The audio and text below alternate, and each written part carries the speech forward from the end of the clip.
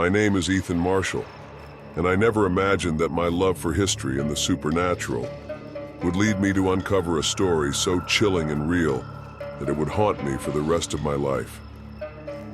Growing up in the small town of Ash Grove, Nebraska, I was always fascinated by the local legends and ghost stories that seemed to cling to our town like the morning mist.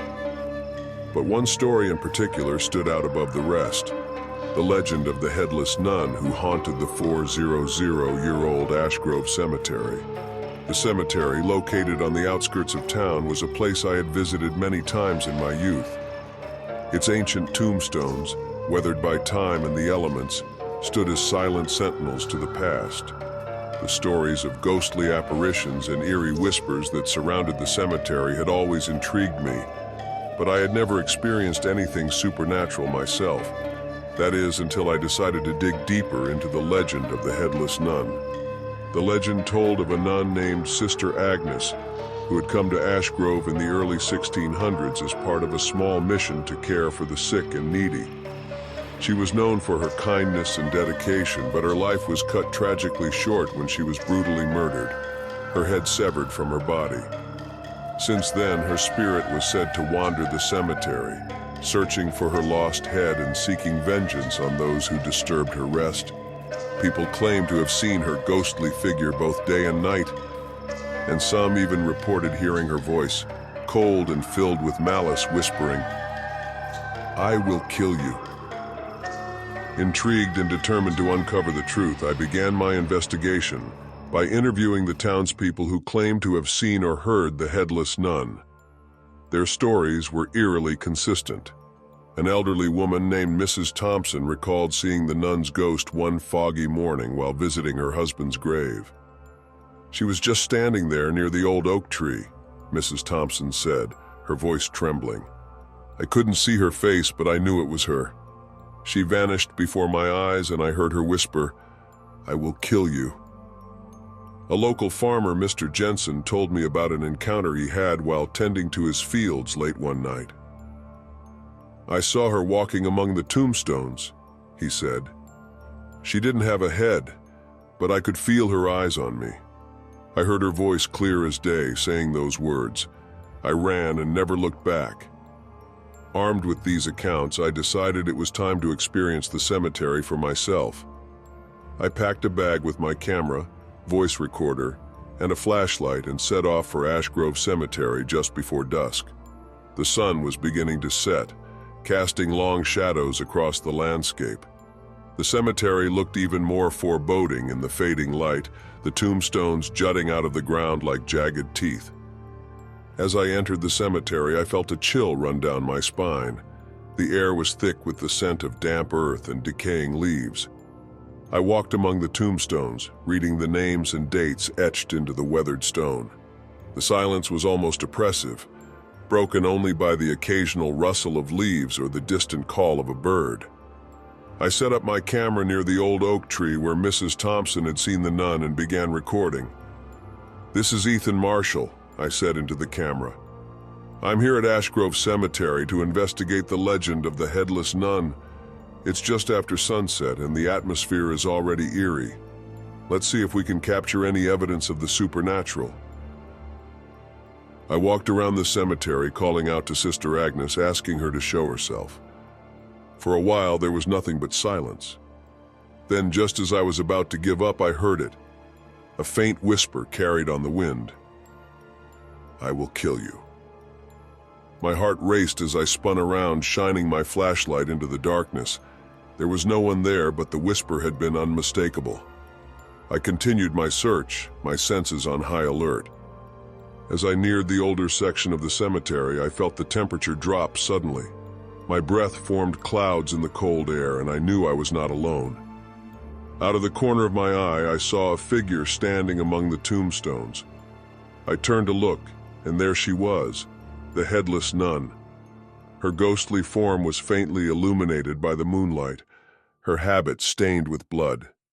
Despite her lack of a head, I could feel her gaze upon me, filled with an indescribable sorrow and anger. "Help me," she whispered, her voice echoing through the cemetery. I swallowed hard, trying to keep my fear in check. "How can I help you?" I asked, my voice trembling. She raised one hand, pointing towards a large, crumbling mausoleum at the far end of the cemetery. I knew then that I had to go there to uncover whatever secret it held. I made my way to the mausoleum, my heart pounding with every step. The door was ajar and I pushed it open, the hinges creaking loudly in the stillness. Inside, the air was cold and damp.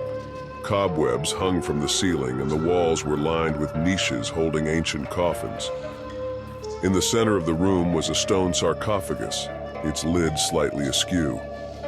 I approached it cautiously, my flashlight casting eerie shadows on the walls.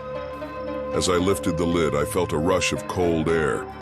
Inside the sarcophagus was a skeleton, its bones yellowed with age.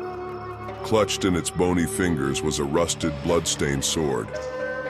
I realized with a start that this must have been the weapon used to kill Sister Agnes.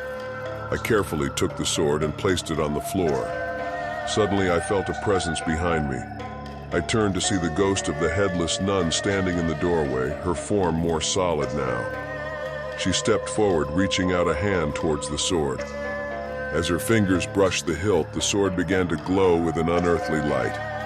The nun's spirit seemed to grow stronger, her form more defined. She picked up the sword and held it aloft, and I could see the determination in her stance. She pointed the sword towards the far corner of the mausoleum, where a small hidden compartment lay. I opened the compartment and found a small weathered box.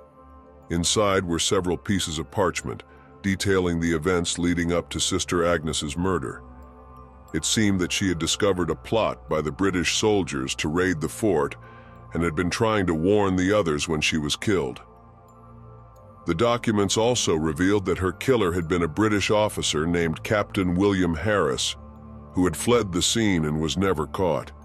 I knew then that I had to find a way to bring justice to Sister Agnes's spirit. I took the documents and the sword and left the mausoleum, determined to find out more about Captain Harris and his descendants. My research led me to a small town in Virginia, where I discovered that Harris had indeed escaped and started a new life. His descendants still lived in the area, and I knew that I had to confront them with the truth. I traveled to Virginia and found the Harris family home, a grand old estate that had seen better days. I introduced myself to the current owner, a man named Robert Harris, and explained my purpose. He was understandably skeptical at first, but as I showed him the documents and recounted the legend of the Headless Nun, he began to believe. Robert agreed to help me, and together we conducted a ritual to summon the spirit of Captain Harris. We used the sword and the documents as focal points, and as we chanted, the air grew cold and thick with energy.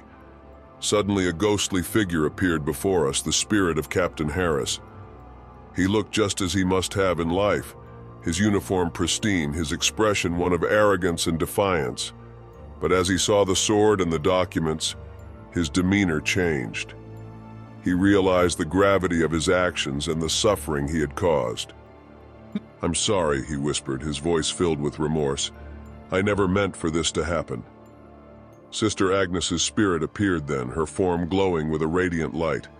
She stood before Captain Harris, her expression one of sorrow and forgiveness. "It's time for you to face the consequences of your actions," she said, her voice echoing through the room. Captain Harris bowed his head, his spirit fading into the ether. Sister Agnes turned to me, her eyes filled with gratitude. "Thank you," she whispered. "You have given me the peace I sought for so long." With that, her spirit faded and the room grew warm and still. I knew then that the curse had been lifted, and the spirits of both Sister Agnes and Captain Harris were finally at rest. As I returned to Ash Grove, I felt a sense of fulfillment and closure. The legend of the Headless Nun would live on, but her spirit was no longer bound by anger and sorrow. She had found peace, and so had I. The experience had changed me in ways I couldn't have imagined. I had always been fascinated by the supernatural, but now I understood the importance of respecting and honoring the spirits of the past. The stories of the dead were not just tales to be told around a campfire. They were real, and they carried the weight of history and emotion. I continued to explore haunted locations and uncover the stories of the spirits that lingered there. But I did so with a newfound sense of purpose and respect. The Headless Nun of Ash Grove Cemetery had taught me that the past was never truly dead, and that the spirits of the departed still had much to teach us. Years later, I still think of Sister Agnes and the journey that led me to uncover her story. Her spirit may have found peace, but her memory lives on in the cemetery of Ash Grove and in the hearts of those who have heard her tale. And as long as people continue to tell her story, she will never be forgotten. If you like our videos, then please subscribe to our YouTube channel. Please like, share, and subscribe for more real contents.